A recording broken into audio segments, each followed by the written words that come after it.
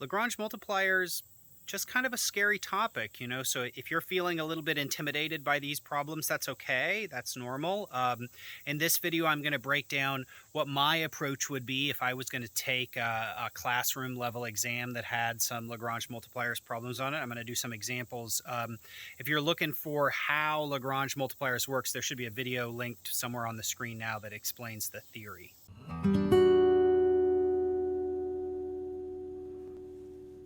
There's going to be Lagrange multipliers on the test. So what do you do?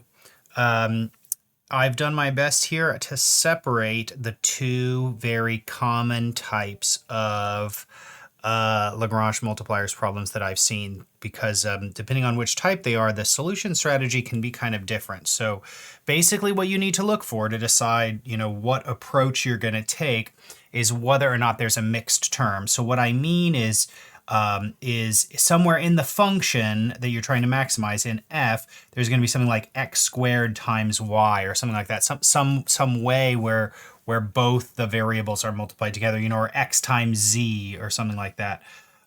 So in my opinion, if there is some kind of mixed term where the two variables are multiplied together, then that makes the problem a lot harder.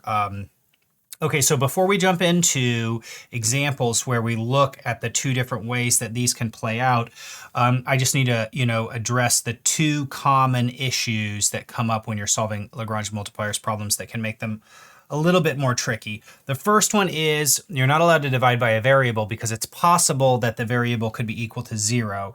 For example, if you're solving Lagrange multipliers problem and you end up with some equation like let's say 3x is equal to lambda x, it really looks like lambda must be equal to 3, but that's not true, because if x is equal to 0, then any value of lambda is going to work in this equation. So what you're going to need to do is break that up into two cases. Case 1, where x is equal to 0, and case 2, where x is not equal to 0. And if x is not equal to 0, then you can divide both sides and you'll get lambda is equal to 3. So, let's just get that out of the way.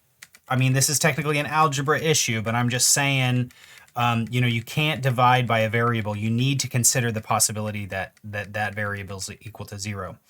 All right, the other thing is there's a lot of problems usually in Lagrange multipliers that have to do with finding the maximum distance. So I just want to address this kind of conceptual move that happens in the beginning of a lot of these setup problems. So let's just check this really fast, okay?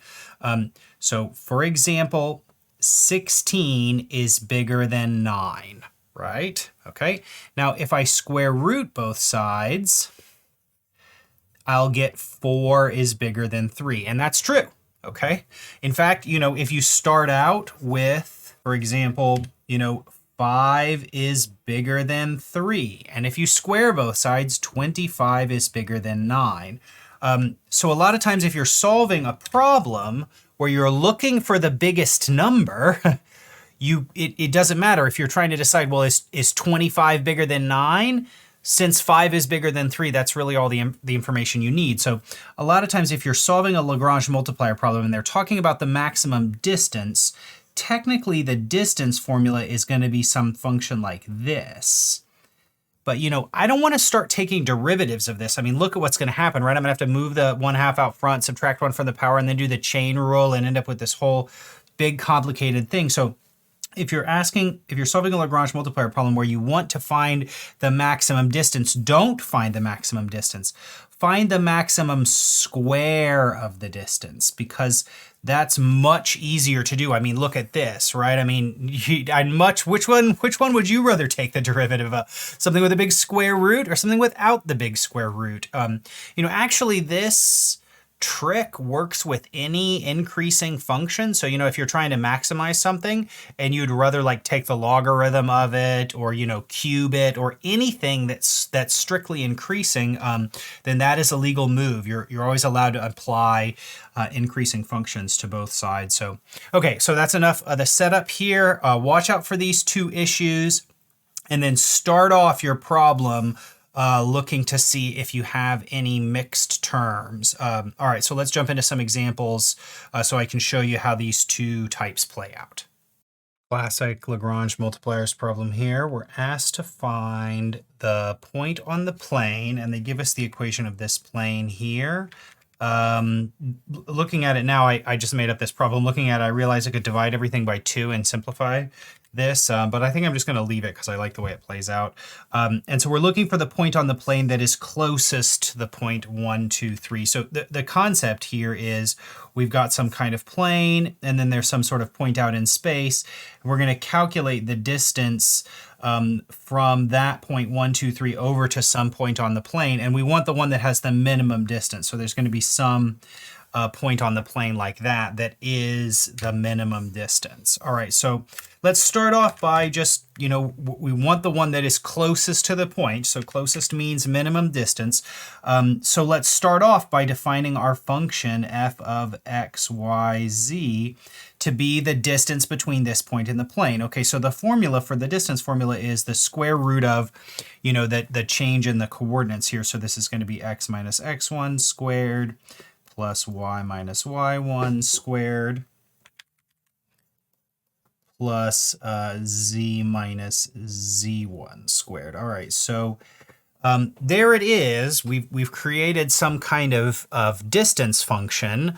But the next step is to start taking partial derivatives because we're going to be calculating gradients and stuff. And I don't want to take partial derivatives of this function. So what I'm going to do is, instead of finding the point that's closest, I'm going to find the point that's the square of the distance is the smallest. And from my breakdown earlier, we know that those 2 points are the same. The one with the smallest distance also has the one with the smallest square of the distance. Okay, so there's the first hurdle we've overcome. So let's look at our setup here. Here I have one object, and here is another one of the objects. And let's see if we can decide which one of these is F and which one of them is G. So you can just count the letters. You can see 1, 2, 3 letters. And in this one, 1, 2, 3, 4 letters. So that means that this is F and this is G. Okay, so brilliant. So now we've got all our functions, and I claim that this is what we're going to call a type 1 problem, because when you look at the constraint function, there is no mixed terms. There's no x times y or anything multiplied together. So this is what I consider to be the easier of these two types of problems. So let's have a look at how it plays out. The next thing I need to do is set up the system of equations involving the gradient. So let me do that now. Here I've set up the system grad f equals lambda grad g. So this system is basically just a bunch of partial derivatives being equal to each other. So what I did is I took the x partial derivative of f. Okay, so I move this 2 out front. And then none of those have any x's in them. So when I take the x partial derivative, they're going to go away. And then that has to be equal to lambda times the x partial derivative of g. So here's the function g. And so when I took the x partial derivative of that, I got 6. And so then it's lambda times grad g. So that gave me 6 lambda. So basically you just take these partial derivatives, you set and then you multiply g by lambda, and that gives you this system of equations down here. So, all right, so that we've done this. So we're asked to set up the system. Okay, so we did that. Now the next step in these type 1 problems is to solve for the variable. So actually, I can do this pretty easily right here. You can see right here, I could get x equals a function of lambda alone. Look, like if I divide both sides by 2, I'd have x minus 1 is equal to 3 lambda. So when I solve this for x, I get x is equal to 3 lambda plus 1. Likewise here, y is going to be equal to lambda plus 2. And then z is going to be equal to 2 lambda plus 3. Okay, great. So, actually we're already, this is, just one little clip here, and we're already almost done solving this problem. So the next step is going to now be to take this x and this y and this z, plug those into g, and that's going to give us lambda. So I'll do that now. So far we have set up the system. And then right here, I solved for the variables x is a function of lambda, y is a function of lambda, and z is a function of lambda. And then I plugged those all into G. So all I did was I just took this expression for x and I plugged it right in there for x, and then likewise for y and z. Okay, no big deal. And then that gave me just a simple linear equation in lambda. So I just distributed the coefficients and combined like terms, and I end up with lambda equals 2. All right, that's it. So now once you have that, now I can just take this lambda and plug it back in here for those x's and y's and z's, and we'll get it. So let's just, probably just do this in my head, right? X is going to be 6 plus 1 is 7. Y is going to be 2 plus 2 is 4. And then Z is going to be 4, 5, 6, 7, and 7 as well. So we solved this problem. The point is 7, 4, 7. That is a point that is on this sphere of all, or on that plane of all the points that are on the plane. This is the one that is closest to the point 1, 2, 3. So we did it. Hopefully you're seeing that these type 1 problems really aren't a big deal. If you just follow this simple method, usually it just basically just spits lambda right out, and then you can use that to get x and y and z. Let's have a look at the type 2 problems. Okay, here's another classic Lagrange multipliers problem. I'm kind of making it look like all the problems are about minimum or maximum distance, but that's just kind of a fluke of the examples that I've cooked up. What we're asked to do is find all the points that now are on this surface that are closest to the origin. All right, so let's just start off by, just like we did before, picking f of x, y, z to be the distance between the point x, y, z and the origin, except actually I'm going to use the square of the distance because I don't want to make my life harder. All right, so I've done it. That's the square of the distance between the point x, y, z and the origin. Okay, so why is this a type 2 problem? I'm looking at you. Right there, Mr. XY. That's going to make this process significantly more complicated. So let me jump into setting up these systems, and then I think you'll see as we play out what's going to make us have to sort of break this thing up into cases, case 1, case 2, case 3. Okay, so I'm setting up this system of equations, and there is just a little subtle detail in this, and that is our constraint function needs to look like a level curve. And in the original definition, it doesn't. It looks like z squared equals something. So I moved everything over to the other side so that it's equal to 0. I just want to point out that actually it isn't important that it's equal to 0. Really what matters is that it's equal to a constant, because the only thing that we really used about the equals 0 in the theory of this is that it's a level curve. So you can either do it like I've set it up here and have it minus 25 equals 0, or if you wanted to, you can just leave that 25 over there and just have it equals 25. Either way, the rest of it is just going to play out the same. Okay, so let's just check my work that I set up this system correctly. So here I am going to just take a bunch of partial derivatives of this. So I think that's right, 2x, 2y, 2z. That was pretty easy. And now I'm going to take the partial derivatives of the constraint function g. So here's the complicated part. When I take the x partial derivative of x times y, that's like x times a constant. So the x is going to go away and turn into 1, and I'm just going to be left with negative y. So I end up with this. 2x is equal to negative lambda y. Okay, so the issue here is now I can't use my type 1 solution method because there's no way that I can just turn this into something that's like x equals and it just has lambdas in it. There's always going to be some y's left over there. So, all right, so it's just going to be a little bit more complicated, but that's fine. Let's do it. I especially want to look at what happens right here with this z equation. So When you look at this, obviously I can divide both sides by 2, and I would really like to be able to divide both sides by z as well, except unfortunately it is possible that z is equal to 0. You know, and then you could have, like, if z was 0, right, you could have like x is 5 and y is negative 25, and then that would work. So we can't ignore that. That is a possible choice. So actually there's two things that can play out from this. So one thing is z could be 0. So there is a possible case here where z could be equal to 0. Then case 2, you know, once we deal with that option, what if z is equal to 0? Once we deal with that, then I can start dealing with the options of what if z is not equal to 0. So if z is not equal to 0, then that means that 2z equals 2 lambda z, and I can divide everything by 2. And now since I'm assuming that z is not 0, I can divide everything by z, and I will end up with 1 is equal to lambda. So those are our two cases.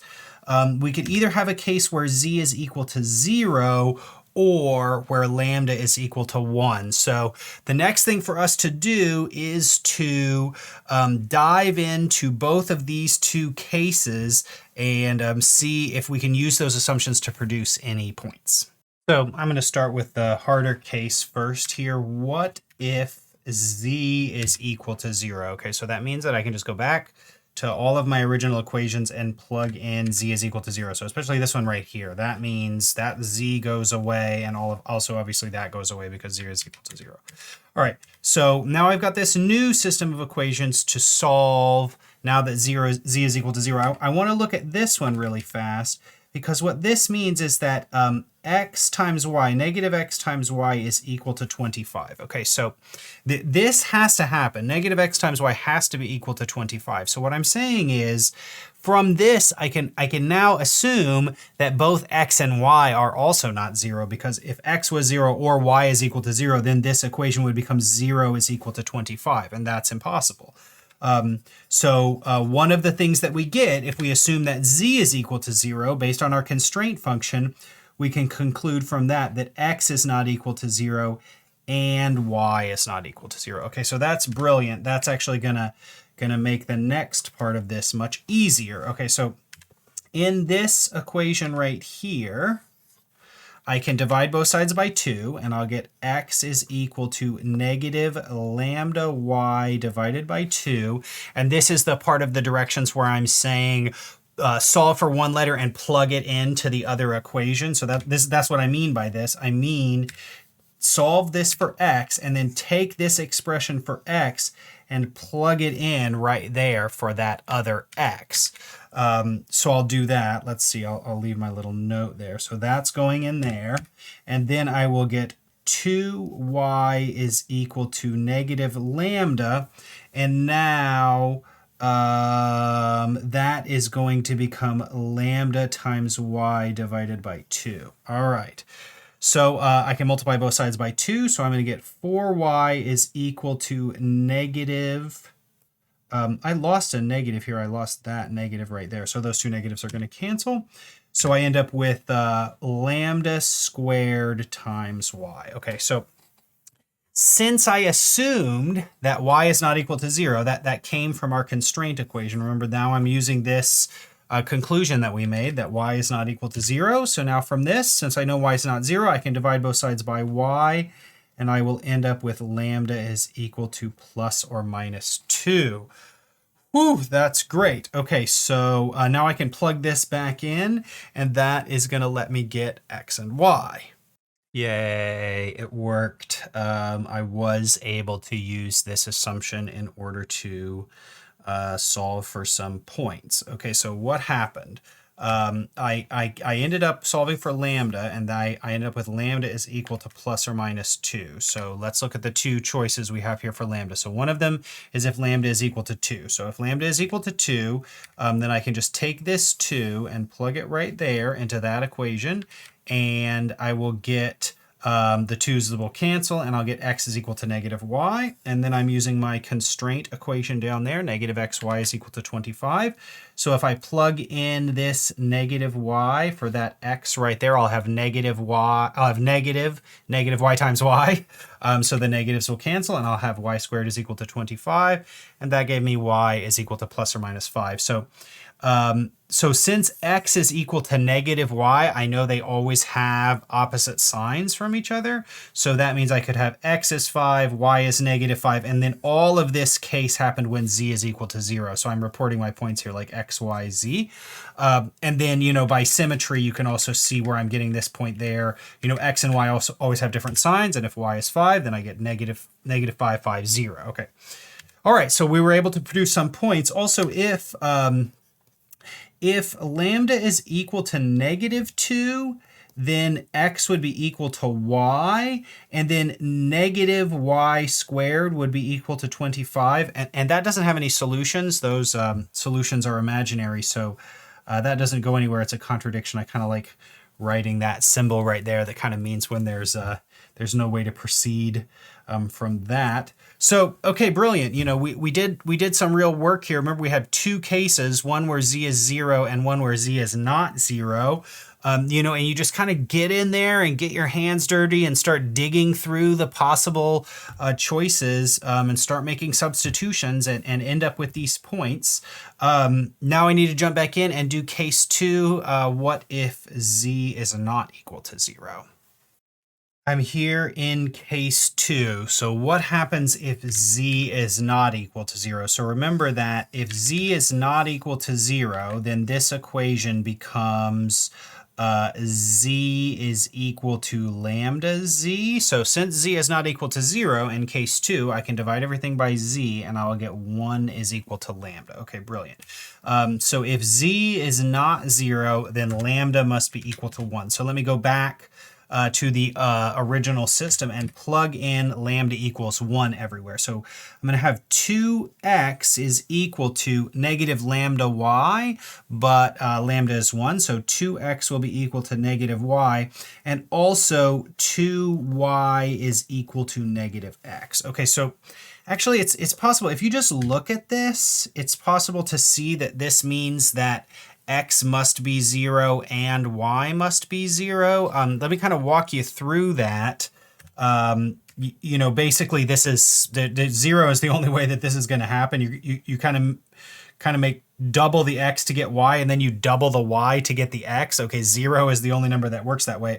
But, just to be clear here, this means that y is equal to negative 2x. Okay, and then I can sub that in right there. So I will get 2 times y, which is negative 2x, is equal to negative x. Okay, so this means negative 4x is equal to negative x. So I'll add x to both sides, so I'm getting negative 3x is equal to 0. So this means that x is equal to 0. So then since y is equal to negative 2x and x is equal to 0, I also get y is equal to 0 from that. Okay, so this is playing out much easier than the other one. All right, so if x equals 0 and y equals 0, then what have I got down here? I've got this last equation right there. So then what is z squared minus 0 times 0 minus 25 equals 0. So z is equal to plus or minus, well, so z squared is equal to 25. So z is equal to plus or minus 5. All right, so this completes our list of critical points. So I'm going to get these other critical points. So x is 0, y is 0, z is 5. And then x is 0, y is 0, z is negative 5. Okay, so this problem ended up being kind of beautiful. I got a lot of different cool symmetry. I mean, look at all these 5s floating around in our problem. All right, so what's left? I've got a bunch of critical points. And the goal of this, I want the one that's closest to the origin. So the goal of this is to just minimize that function right there. You could probably actually just do this by inspection. Which one of these triplets of numbers could you plug into x squared plus y squared plus z squared and get the smallest value? Well, the one with the most zeros in it, right? I mean, so these two are obviously the answer. So let me just write that down and then I'll wrap it up. So that's it. Once you come up with a list of critical points, you just literally plug all those points into the function that you're trying to optimize. And in this problem, since I wanted the closest distance, I'm looking for the minimum value of these. So I ended up with 2, and that's possible. This problem is symmetric in z, right? It doesn't matter if you have positive z's or negative z's. So yeah, I mean, probably from your seat where you're sitting right now looking at all this madness that I just ran through, you're thinking like, wow, this is a nightmare. And that's just kind of the way that Lagrange multipliers are. There's sort of nothing that you can do to avoid ending up with some system of equations that you just kind of got to use, lean hard on your algebra skills and get in there and start substituting in things for other things and considering whether or not things can be equal to 0. And it takes a little bit of practice, but kind of once you get used to the rhythm of it and the common types of problems, it does end up being pretty doable. So, if you run into one that's like all wonky and you can't figure it out and you have no idea where to go, just reach out to me and I'll see if I can figure it out myself and maybe give you a hint. So.